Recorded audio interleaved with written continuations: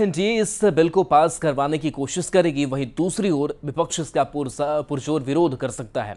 केंद्र सरकार ने कहा कि यह बिल लाने का मकसद वक्फ की संपत्तियों को सुचारू संचालन करना और उसकी देखरेख करना है।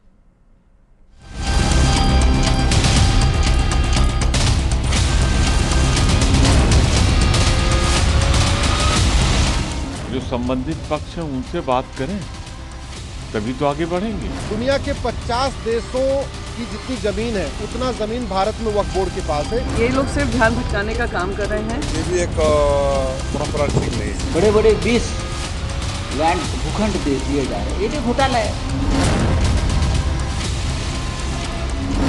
मोदी सरकार वक्फ बोर्ड के असीमित अधिकारों पर क्या कानूनी बुलडोजर चलाने वाली है?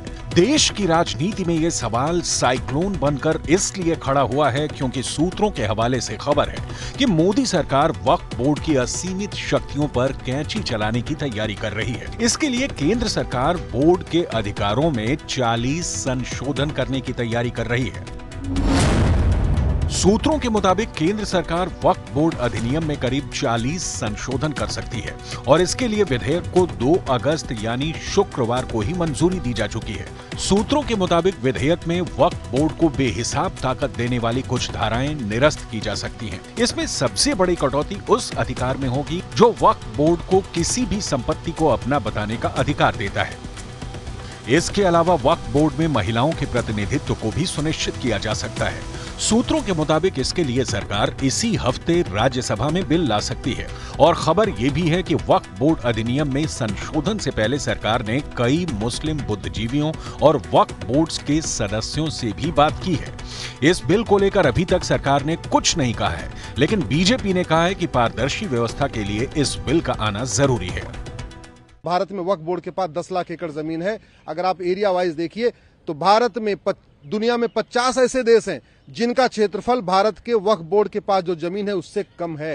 ये बहुत ही खतरनाक है।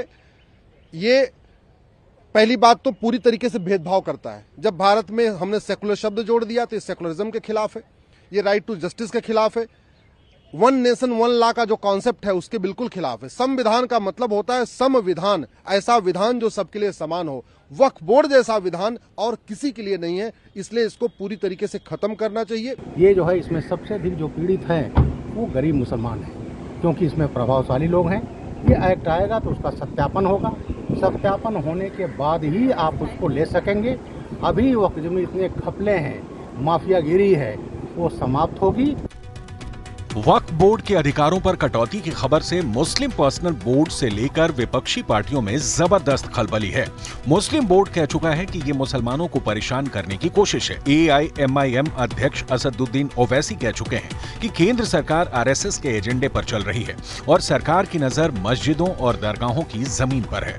समाजवादी पार्टी, कांग्रेस और इंडिया गठबंधन की दूसरी पार्टियों ने भी कहा है कि ये मुख्य मुद्दों से ध्यान भटकाने की कोशिश है।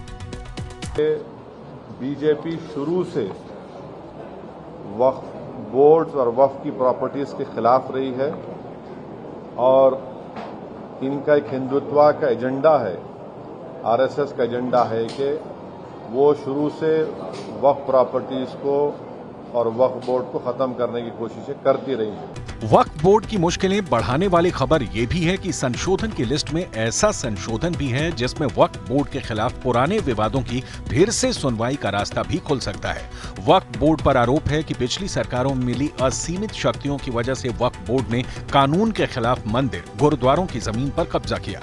आम आदमियों की जमीन से लेकर गाँव की जमीन पर भी वक्फ संपत्ति का बोर्ड लगा दिया। सूत्रों के मुताबिक वक्फ की ऐसी ही मनमानियों पर सरकार संशोधन वाला ब्रेक लगाने जा रही है।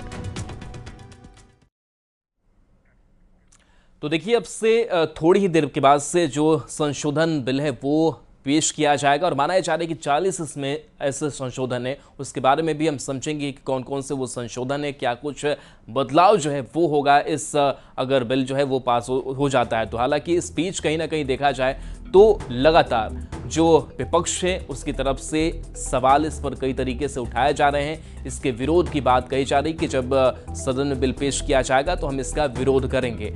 लेकिन इन सब के बीच अब इस मामले पर सियासत भी तेज है। हालांकि जिस तरीके से वक्फ बोर्ड कई सालों से चल रहे हैं और ऐसे में कई उनकी मनमानियां भी है। तो वक्फ बोर्ड पर मोदी का क्या प्लान है? तो सरकार ने 40 बदलावों का जो प्रस्ताव है वो रखा है इस संशोधन बिल में। इसके साथ साथ सरकार ने 40 बदलावों का प्रस्ताव रखा है। जो 40 प्रस्ताव रखे गए हैं, अगर ये संशोधन बिल पास होता है तो ये संशोधन हो जाएंगे।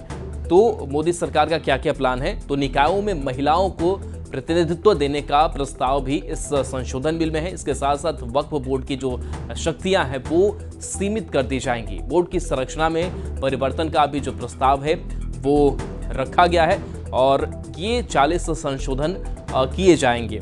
इसके साथ साथ क्या प्लान है?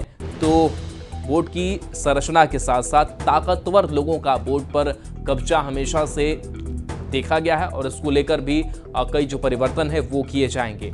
तो वक्फ बोर्ड पर विवाद भी किए हुए वो भी हम समझते हैं।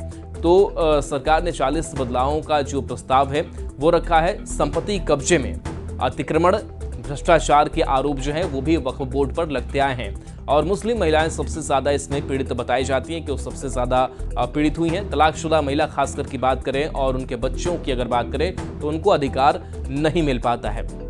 इसके साथ साथ इस वक्फ बोर्ड पर सवाल क्यों है, विवाद क्यों है, तो उसको समझते हैं। तो ये वैसी परेशानियां खड़ी हो रही है इस वक्फ बोर्ड को लेकर के। चलिए बढ़ेंगे आगे। पीरी